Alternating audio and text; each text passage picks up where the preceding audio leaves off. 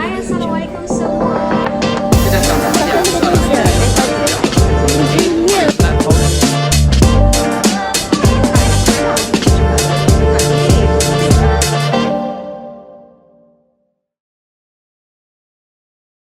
Assalamualaikum, selamat pagi, apa khabar?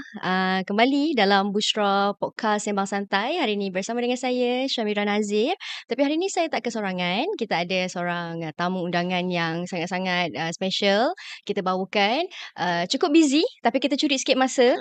Sebab kita nak tanya sikit lah tentang pengalaman, tentang apa yang beliau ingin kongsikan pada kita hari ini. Dan saya bersama dengan Dr. Reni Azmi Ali yang merupakan CEO Kumpulan Medik Iman Sdn Bhd ataupun KMI Healthcare. Apa khabar doktor? Alhamdulillah sihat Syamira. Ah, Syamira sihat? Alhamdulillah. Saya jumpa doktor terus sihat. Sebab apa? Selalu macam tu. Jumpa doktor je sihat. Sebab apa? Takut. Jumpa Takut doktor kena takut. cucuk. Takut kata cucuk. Selalu macam tu. Okey. Puan terima kasih doktor sebab sudi berkongsi bercerita hari ni. Kejap lagi kita nak berkongsi meluangkan masa dengan kami. Sebabnya kita nak cerita dari sudut pandang kadang-kadang jemaah ni nak buat umrah ke, nak pergi haji ke.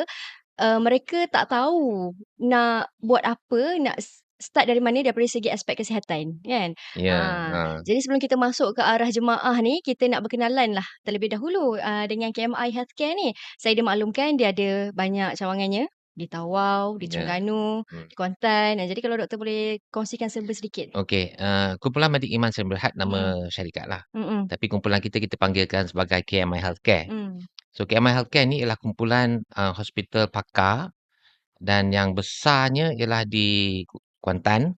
Lepas tu yang kedua di Kuala Terengganu. Mhm. Lepas tu di Lembah Kelang ni kita ada di Taman Desa dan Kelana Jaya dan kita ada satu di Tawau. Jadi semua Mm. semua hospital ni adalah hospital pakar lah. Dan kita adalah kumpulan perubatan ni yang hospital kita menawarkan mesra ibadah dan mungkin saya boleh sebut jugalah. Kita baru selesai audit daripada SIRIM untuk menjadi kumpulan hospital patuh syariah. Gitu. Okey, dimaklumkan juga ambassadornya Iron Man kita. Yes, kita Cik Adia Sata bersama kita sekarang ni. Ya. Heeh. Dan banyak jugalah servis yang ditawarkan oleh KMI, especially yang menjurus ke arah haji, umrah. Okey. KMI ni kita hospital pakar. Jadi semua Mm-mm. perkhidmatan kita sediakan. Tapi yang utama misalnya di Pantai Timur kita ada perkhidmatan jantung. Kita panggil cath lab. Cath lab ni untuk buat angioplasty kan kalau pernah dengar tu. Jadi di Kuala Terengganu dan Kuantan kita dua-dua ada cath lab. Kemudian kita pun dah mulakan perkhidmatan onkologi iaitu untuk rawatan kanser di Kuala Terengganu dan di Kuantan. Jadi kita merupakan hospital swasta yang pertama lah yang menyediakan perkhidmatan ni di Pantai Timur. Sebab sebelum ni Pantai Timur ni memang dia kena datang ke Lembah Kelang Yalah, kan ataupun kadang ke Kota Baru untuk mendapatkan rawatan. So sekarang ni dia swasta ni kita dah adalah di Kuantan dan Kuala Terengganu. Wow, Untuk okey. jemaah pula kita menyediakan perkhidmatan pemeriksaan kesihatan. Hospital kita ada pegawai perubatan yang panel lah untuk apa mengesahkan kan meluluskan Boleh pergi kita kan? kesihatan mereka Heeh. dan juga kita menyediakan perkhidmatan suntikan lah untuk imunisasi. Jadi Okey. macam untuk jemaah haji dengan umrah ni yang wajib ambil tu meningococcal. Hmm. Meningococcal ni ialah untuk pencegahan jangkitan otak, Oh, meningitis. okey, itu kita nak tahu kejap lagi lebih mendalam. Kejap lagi Itu tentang jangkitan otak cita-cita. tu kejap lagi. Sebabnya ini merupakan JV, joint venture yang pertama kali bersama dengan Dengan Bushra Bushra, ya. dalam persediaan jemaah untuk ke tanah suci. Jadi apa sebenarnya persediaan dari segi perubatan untuk jemaah ni sebenarnya Okey. doktor? Jadi dari segi perubatan ni, semua jemaah haji ni dia perlu menghadiri kursus mingguan kan dengan Mhm. tabung haji di masjid-masjid yang tertentu. Kemudian dia akan adakan satu kursus perdana kan. Jadi semua jemaah akan sertai itulah. Mhm. Jadi dalam kursus-kursus tu biasanya ada satu sesi untuk memang sesi perubatan. Mhm. Jadi dari segi perubatan tu dia akan terangkan tentang ubat, kena bawa ubat, jangan tinggalkan ubat. Mhm. Macam mana nak menukar jadual apabila ke tanah suci kan dengan perubahan masa dan Betul. sebagainya. Jadi semua tu kita kena ikutlah daripada taklimat tu kan. Dan selain daripada tu persediaan untuk imunisasi ni. Hmm. Jadi saya perlu tekankanlah imunisasi ni adalah satu yang penting dan dia memang patuh syariah. Kan kita tak perlu Mm-mm. risau pasal benda Risau. tu lah. Dan dia penting sebab ni pencegahan. Pencegahan ni penting sebab yang saya sebut tadi wajib yang meningococcal tu dia mencegah daripada jangkitan otak. Mm-mm. Jadi meningitis jangkitan tu dia dia endemik di Timur Tengah. Dia di Malaysia ni Hmm. kurang. Dia kita biasa tak ada masalah lah. Tapi Hmm. bila kita pergi ke Timur Tengah tu, dia endemik kat situ. Endemik tu maknanya dia sentiasa ada kat situ. Ada, okey. Dia risiko untuk kena tu memang lebih tinggi. Dia itu memang wajib lah dan kita anjurkan untuk semua jemaah mesti ambil lah tu. Okey, sebab kadang-kadang ada yang tak cukup awareness tentang perlunya, pentingnya vaksin ni kan. Ya, betul. Dan ialah sebab bila kita buat umrah, baik haji, kita akan berjumpa dengan jutaan manusia dekat situ. Yang kita Betul. tak tahu latar belakang penyakit mereka macam mana kan. Betul. Jadi memang perlu dan pentinglah kalau kita ambil suntikan tu. Tapi ada yang beranggapan juga, alamak masih mahal ni doktor, nak suntik ni berapa ratus pula, nak suntik lepas tu takut ada side effect pula kalau suntik. Hmm. Macam-macam lah kadang-kadang Ya. kita ni tak cukup knowledge kan. Kalau Ah. doktor boleh bagi pencerahan sikit lah dekat mereka ni. Jadi suntikan ni tak mahal sebenarnya. Kita bergantung pada tempat yang mana kita ambil kan. Antara 80 hingga RM120 je Hmm. suntikan tu. Tapi sebab dia mencegah, jadi dia boleh menyelamatkan nyawa lah. Boleh katakan majoriti semua boleh ambil. Yang selalunya yang tak boleh ni yang ada alahan. Dia Alahan ada dia alahan dengan bahan yang dalam suntikan tu lah. okey. Itu pun sikit sangat lah percentage dia. Kurang daripada 1% lah Okey. yang memang alah. Yang memang alah ni kita tak galakkan untuk ambil lah. Oh, I see. Hmm. Maksudnya sebelum diberi suntikan tu akan Kita dia-check akan tanya, yes, tanya ada dululah. alahan apa-apa ke dan sebagainya lah. Oh, okey. Jadi jangan risau daripada segi tu insya-Allah akan dijaga dengan baik. Dan kalau macam kita ni kalau pergi ke tanah suci, macam kita tahu kawasan tu berpasir, berdebu kan. Kebanyakan masalah yang selalu orang dapat, masalah kulit. Kulit Okey. kering, kulit gatal, jadi Betul. semua jadi sensitif kan. Balik tiba-tiba batuk, demam. Jadi macam mana kita nak cegah benda-benda tu doktor Okey. selain daripada suntikan tu? Alright. Okey. So, ini yang penting yang kita nak tahu ni. Jadi macam saya sebut tadi, taklimat perubatan tu ada. Cuma bila kita dah pernah pergi, kita dah berpengalaman pergi tu, kita tahu apa yang kita akan hadapi kat situ. Jadi saya pernah bertugas dengan tabung haji sekali, lepas tu bertugas dengan syarikat swasta sekali untuk jemaah haji, untuk menjaga jemaah haji kan. Dan saya dah sendiri pergilah sebagai jemaah juga. Jadi bila kita pergi tu kita tengok apa masalah dia. Jadi kita tahu macam mana nak mencegah. Yang paling biasa yang Syamira sebut tu masalah kulit. Jadi kita kena faham kita pergi ke Arab ni dia negara yang kering. Kalau kita pergi musim panas memang panas. Kalau kita pergi musim sejuk malam sejuk tapi siang tetap panas kan. Tapi yang penting dia kering. Kat Malaysia ni dia tak kering. Kita ada humidity tu panggil kan. Jadi kering tu yang menjadi masalah untuk ramai jemaah lah. Okey, jadi dalam taklimat biasa dia akan sebutlah bawa apa ni moisturizer, bawa facial cream dan sebagainya kan. Cuma bila kita dah pergi baru kita tahu kan. Jadi saya nak pesan lah. Ini pesanan daripada pengalaman kita pergi sendiri kan. Krim tu jangan tunggu sampai kering sampai pecah. Kita sampai je tiap-tiap hari kita guna. Ya. Okey. So bermacam-macam jenis krim ya. Tapi saya bukan apa orang kata nak promosi. Tapi Rosken Skin Repair Cream. Itu antara yang terbaik. Wah, macam duta dah ni doktor. Bukan duta lah tu dah nak kempen. Tapi dari pengalaman kan. Okey. Saya dapati yang tu antara yang terbaik. Jadi tempat yang selalu pecah dekat tumit. Kan? Dengan ibu jari kaki. Kan? Lepas tu tangan. Jadi tiap-tiap hari ya. Selepas kita mandi pagi misalnya. Kita sapu dekat tumit tu. Dekat ibu jari. Jari-jari kaki tu. Sapu kat tangan. Untuk muka kita pakai moisturizer muka lah. Ya? Dan lepas tu untuk bibir. Ya? Dan sekarang ni banyak dah perkhidmatan haji ni. Menyediakan macam moisturizer bibir tu yang tak ada pewangi. Tak ada pewangi kan. Sebab dalam ihram tu ada syarat-syarat dia. So semua dah ada dah. Tak perlu risau lah. Boleh cari aja produk yang ada. Tapi yang penting tu cara penggunaan tu. Maknanya macam saya pesan tadi. Lepas mandi pagi, sapu. Terus sapu. Lepas tu kalau kita balik kan. Kita balik nak masuk tandas ke apa tu. Nak keluar balik, sapu lagi. Oh, okey. Ah, Dia jangan sapu sekali je, lepas tu biar, jangan. Dia tak. kena, keep orang kata, apply tu kan? Dia kena keep Ah. moisturize lah. Dia kena Ya. lembap. Ya. Itu yang pertama Heeh. Dan itu memang akan mencegah.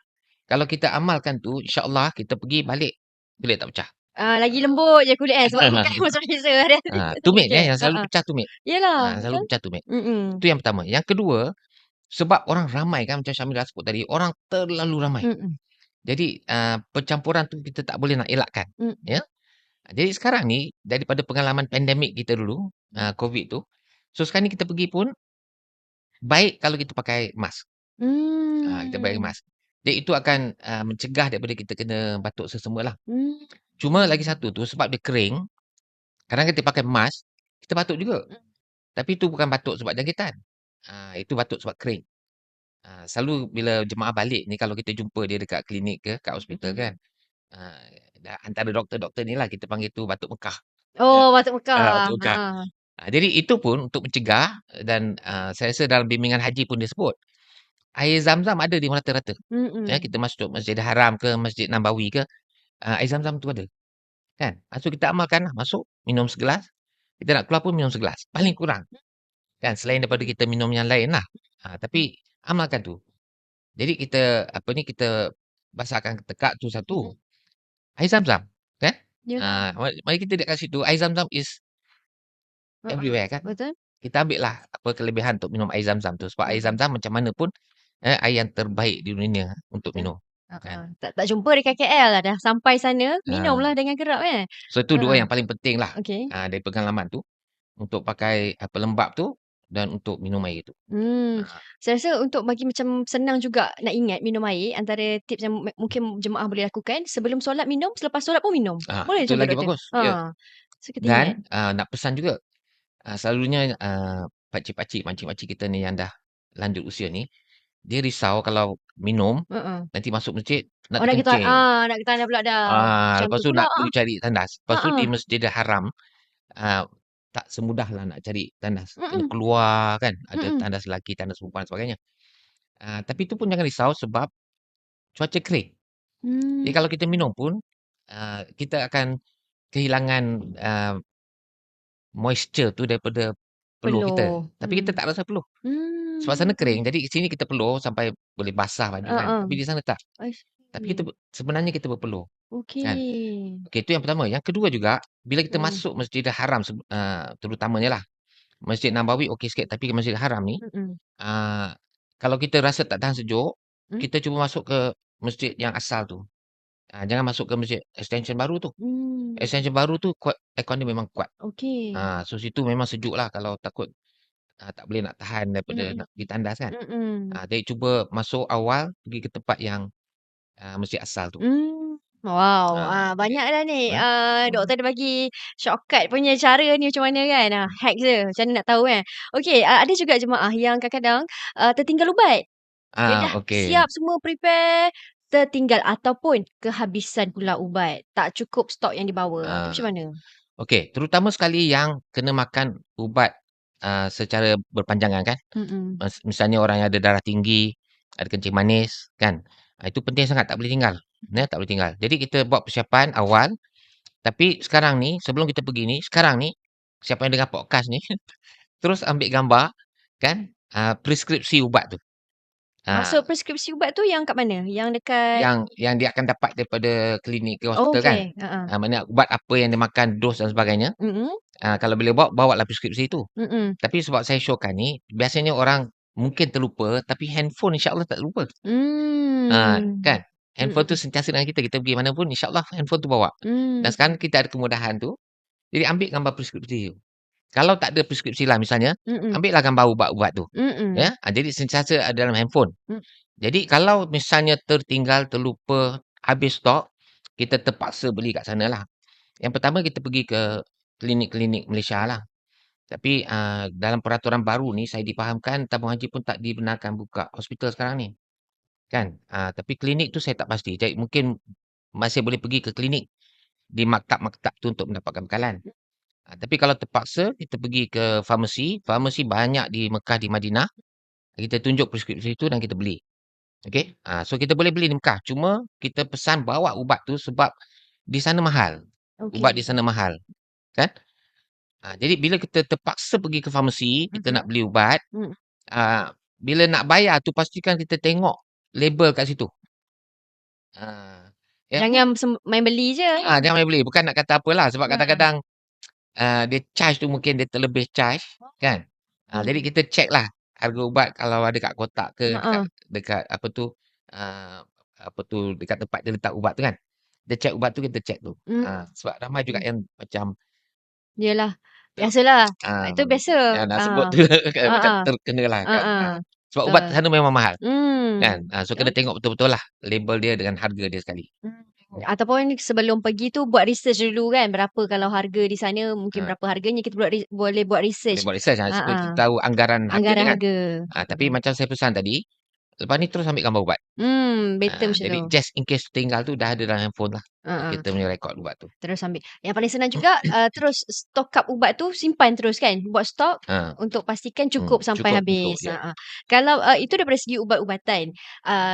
Tapi saya tak tahulah, ini luar daripada soalan. Saya sendiri nak tahu secara peribadi kan. Ada yang kata, kalau beli ubat dekat Arab ni, dia lain sikit doktor. Sebab mereka kat sana mungkin daripada segi diet pemakanan mereka berbeza dengan kita. Jadi ubat dia dos lebih tinggi, lagi kuat. Kalau kita makan tak sesuai dengan body kita. Betul ke macam tu sebenarnya doktor? Ubat ni kita ada 2 jenis ubat lah. Pada dasarnya kita panggil original dengan generik kita panggil. Sebenarnya bila kita kata original tu sebenarnya syarikat yang buat research terhadap ubat tu dan mengeluarkan jenama ubat tu. Generik tu ialah kandungan ubat tu sendiri. Contoh yang paling paling mudah nak faham lah. Bila kita kata Panadol. Panadol tu original. Syarikat yang buat asal-asal dululah, lama dah dulu. Dia buat ubat Panadol tu. Sekarang ni dah macam-macam jenis. Ada Cetamol, Ufamol. Kan? Tapi yang pentingnya generik dia tu, dalam tu is paracetamol. Kan? Paracetamol.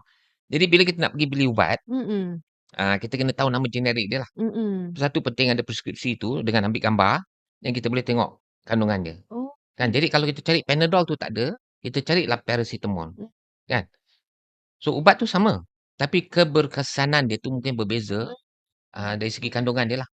Syarikat ni ada kandungan macam ni, syarikat ni ada kandungan macam ni kan. Tapi yang penting tu paracetamol tu ada. Okey. Gitu. Macam tu rupanya. Okey. Saya dah faham dah. Sebab kadang tak tahulah benda tu betul ke tak kan. Dah dapat sahih daripada doktor ni. Okey lah. Dan daripada segi macam pemakanan pula untuk jemaah. Dari segi pemakanan. Apa sebenarnya makanan yang sesuai untuk mereka makan? Yelah sebab masing-masing ni kadang-kadang ada sakit yang berbeza-beza. Betul. Okey. Untuk jemaah haji, biasanya makanan akan disediakan. Ya, sama ada kita ikut muasasah ataupun kita ikut PGH kan. Memang makanan disediakan. Itu yang terbaik sebenarnya.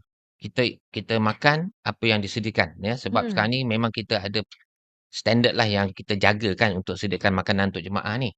So itu yang paling selamat lah. Jadi masa kita pergi haji ni kan 40 hari ke 44 hari ke dalam lingkungan tu, kita tak perlu nak risau sangat lah macam kolesterol tinggi ke, terlalu manis ke kan. Sebab kalau kita nak jaga tu di waktu situ memang agak susah lah kan. Jadi kalau macam kita takut kolesterol macam ni kan, dalam tempoh sebulan tu tak apalah, makan je lah kan. Tapi kita ada alternatif, kalau misalnya kita rasa tak berselera makan yang disediakan tu, kedai pun banyak kan. Tapi kedai banyak ni, yang terbaik pergi ke kedai yang dia masak kat situ lah. Okey. Saya sebenarnya dapat pergi bersama berjemaah sebagai muasasah ni tahun lepas kan. Jadi dulu masa saya bertugas tu, ramai orang yang jual tepi jalan. Ada orang petani lah, yang banyak orang Malaysia ni suka masakan orang petani ni. Kita tak boleh pula tak makan tom yum. Nak kena ada tom yum je. Jadi dulu banyak kita boleh beli kat tepi jalan kan. Itu bahaya sikit sebab kadang-kadang tak sesuai dengan perut kita. Okey. Tapi last saya pergi tahun lepas tu, nampaknya tak ada. Dia terkawal sekarang ni. Jadi kerajaan Saudi pun dia kawal dari segi penjualan tu. Jadi memang saya pergi tu tak jumpa lah orang jual di tepi jalan. Jadi kalau kita rasa lah tak nak makan yang disediakan tu, pergi aja restoran-restoran banyak situ lah. Restoran India, ada restoran Pakistan, restoran Arab, Lebanon, Mm-mm. apa macam-macam ada lah. Mm-mm. Nak Mm-mm. makan roti Arab ke, apa Uh-uh. ke, semua ada kat situ kalau kita nak cari.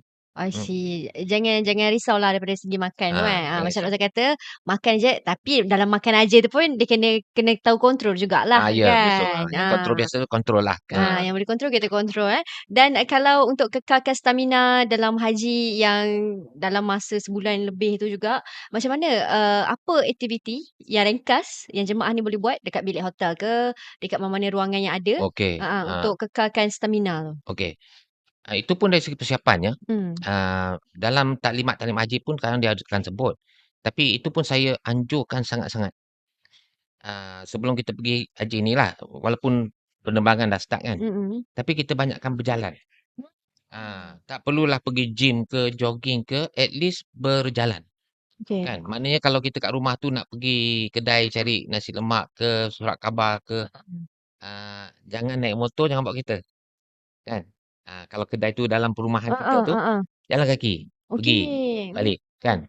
Kalau kita ada kesempatan nak pergi masjid untuk berjemaah, pun sama. Kalau boleh jangan bawa kereta, bawa motor. Mm-mm. Jalan kaki, pergi, balik. Kan? Kita buat ni untuk kita biasakan diri untuk berjalan. Sebab memang banyak kita akan berjalan di Mekah, Madinah. Macam doktor sendiri, sebelum ni macam mana daripada segi latihan fizikal? Doktor berjalan berapa, kalau ada tips lah kan, berapa km setiap hari ke? Okey. Saya memang itu amalan saya lah. Kan? Itu memang amalan saya. So, bila saya, walaupun di pejabat, waktu rehat makan tu, saya akan turun dan jalan keliling blok tu. Dan tiap-tiap hari saya akan dapat paling kurang 3,000 step tu saya akan cuba target. Paling Wow. kurang. 3,000 Kan? step Paling kurang. Dan bila saya parking pun, saya akan naik tangga. Tak naik lift. Uish, serius? Dua tingkat je. Kan? Okay lah, 2 Tapi tingkat. Okay. tak naik lift. Naik, turun tangga. Kan? So, kalau kita amalkan tu sentiasa, tu bila kita pergi Mekah tu tak ada masalah lah. Alamak. Jadi, kalau kita dah lama tak buat, Uh-uh. saya anjurkan start lah. It's never too late to start. Ya. Start, berjalan. Saya kena start ni doktor sebab saya nak turun tingkat 1 pun saya guna lift. Sanggup tunggu lift. Boleh guna tangga lepas ni Okey. Okey. Itu satu tips yang sebenarnya boleh buat. Senang je macam doktor kata. Kadang-kadang pagi-pagi tu istilah dia apa? Grounding lah. Grounding. Itu istilah dia. Buka kasut jalan atas Itu lagi bagus. atas tanah kan, atas rumput kan. Okey, itu sebenarnya antara cara mudah yang sebenarnya sedikit sebanyak membantu untuk mengekalkan stamina kita. Ya, betul. Jadi macam doktor, macam mana doktor kekalkan stamina jalan hari-hari? At least every day spend maybe 15 minit pagi, 15 minit petang kan? Lebih kurang. Cukup dah tu. Sebenarnya itu boleh membantulah. Baik, saya rasa kita dah dapat pencerahan daripada Dr. Reni. Terima kasih banyak doktor atas perkongsian yang diberikan. Semoga dapat membantu jemaah umrah dan juga InsyaAllah, haji, ya. insyaAllah. Dan jangan lupa dapatkan vaksin. Boleh jumpa doktor Dan ataupun boleh insyaAllah- terus ke KMI kan? InsyaAllah semua mendapat haji yang mabrur. InsyaAllah. Amin. Mudah-mudahan. Terima kasih lagi sekali. Terima kasih Syamira. Terima Dr. kasih Reni kepada Azmi. Bushra untuk menjemput saya. InsyaAllah. Lepas ni kita akan jumpa lagi doktor insyaAllah di podcast yang lain pula. InsyaAllah. Ya. Terima kasih doktor. Terima kasih. Kita jumpa lagi hanya dalam Sembang Santai Podcast Bushra. Terima kasih.